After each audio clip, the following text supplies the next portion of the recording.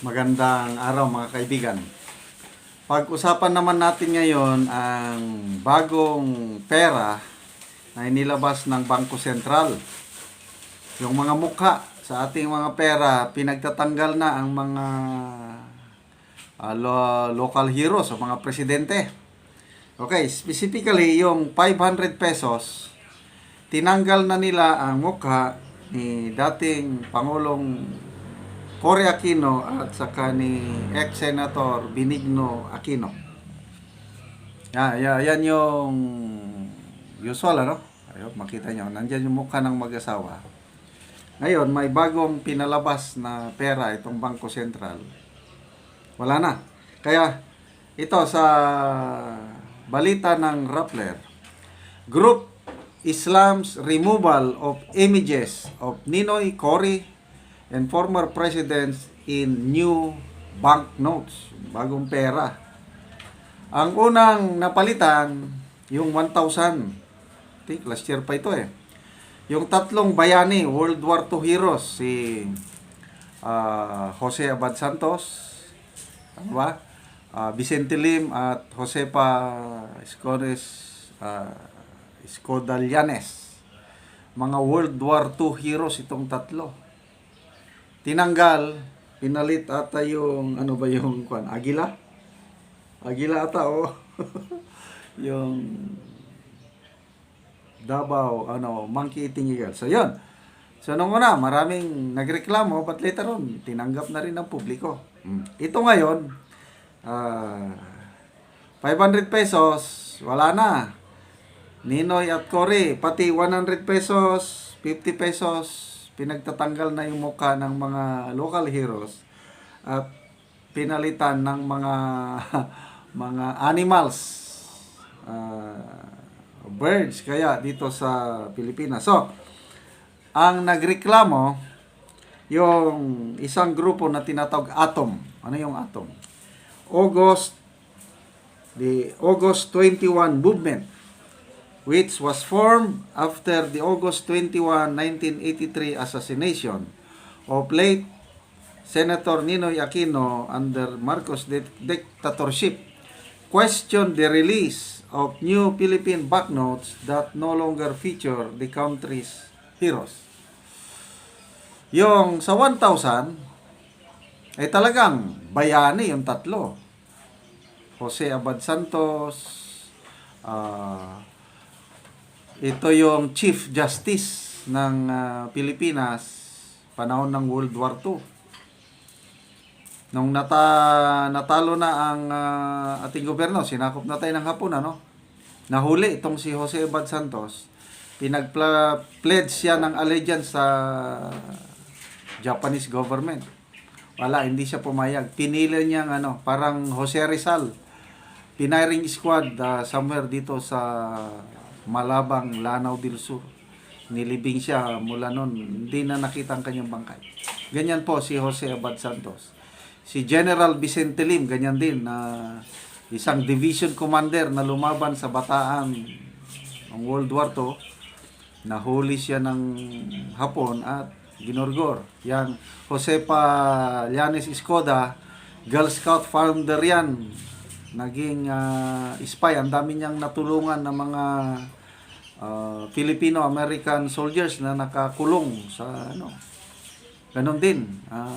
Ginurgor ng mga Hapon. Reklamo ako nung tinanggal ang mukha nitong tatlong bayani, World War II heroes, sa 1,000 perang papel. Kaya wala tayong magawa eh. Yun ang gusto ng Bangko Sentral. So ito ngayon, nagre-reklamo itong August 21 movement. Bakit nyo tinanggal? Mga bayani natin yan. So I don't know, depende na sa tao. Ano sa tingin nyo? Bayani ba si Ninoy Aquino? Again, depende kung anong inclination mo. Kung ako ang inyong tatanungin, I'm sorry, hindi siya bayani. Kasi malaking papel ni Ninoy Aquino sa paglaganap ng komunista o yung New People's Army sa Pilipinas. So, hindi. Cory Aquino, well, naging presidente siya, but yung performance niya as a president, isa sa pinaka, ano, ilang kuditas, siyam ata na kudita ang nadaanan niya.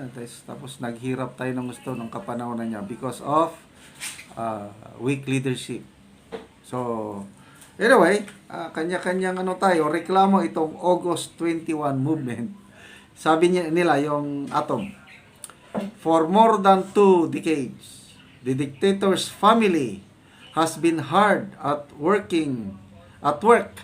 trying to rewrite history and erase from our collective memory the heroes who bravely fought for our freedom, Atom said in a statement on Friday.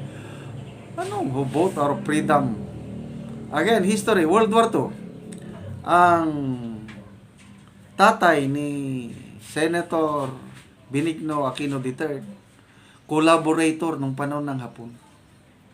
Mga makapili sila eh. Nag-cooperate sila sa Japanese government. So, paano vote our freedom? Tapos, itong ex-senator Ninoy Aquino, nakipagkutsaba kay Joe Masison para lang mapatalsik si Pangulong Marcos Sr. Kaya, yung alyansa ni ex-senator Benigno Aquino, Joe Masison at Normie Suarez. Alyansa nila noon eh. Normie Suarez, ano yan? Aktivista. Nakipagsabuatan kay Ninoy at Joma para simulan yung rebellion sa Mindanao, secession. Ihiwalay ang Mindanao para lalong magkagulo ang bansa at para lalong mapabilis ang pag-take over ng komunista sa Pilipinas. Ganon yung mga plano. Kaya I don't know, kanya-kanyang pananaw tayo kung hero ba talaga si Ninoy Aquino, hindi. So, ito, nagre-reklamo yung August 21 movement. Sabi nila, seriously, are we really going to forget those who have fallen during the night? Do we really want a country devoid of heroes? Are we better off forgetting them? Are they trying to make us forget that the blood of heroes runs in our veins so that they can replace it with the blood of slaves and let tyrant rule again? Another thing that Rizal said, there are no tyrants where there are no slaves. So, yun na nga. Yan na po ang bagong kuwan ngayon. Ang ipinalit sa mukha ni Ninoy at Cory, ito, the Aquinos were replaced by the Visayan spotted deer in the 500 peso bill. So, hindi ko pa ako nakita itong Visayan spotted deer. So, binaw na lang, ugsa, deer, ang inilagay. So, ganun ang mga pera natin. 1,000 pesos, agila. Wow, maganda yung agila. Agila ng Davao. It speaks of something. By 2028, agila ang mamamayagpag. Okay yun ah. And then, Visayan spotted deer. Yung sa 100 pesos naman, 'di ba, si Manuel Rojas, pinalitan nito ng Palawan peacock. Yung magandang peacock. And then yung 50 pesos, si Osmeña, pinalitan ng Visayan leopard cat. So ito na. Leopard cat, yung 50 pesos. Palawan peacock, yung 100. Yung 500 is Visayan spotted deer. Yung 1,000 pesos is agila. So ito po, although hindi lang maklaro yung mga So, yung mga bagong pera, yan na, ilalabas na. I hope makikita na natin yung tinatawag na nga polymer, yung ibang ano, itong 500 na ito, yung ibang papel. Polymer, yung hindi mo pwedeng i-fold. So, good luck sa Bangko Sentral, sa mga pagbabagong mukha sa pera. History-wise, to me, it's not good. Nakakalimutan na ng mga Pilipino ang ating mga bayani. Okay ako niyan, Ismeña, Manuel Rojas, Vicente Lem, Jose Abad Santos, Josefa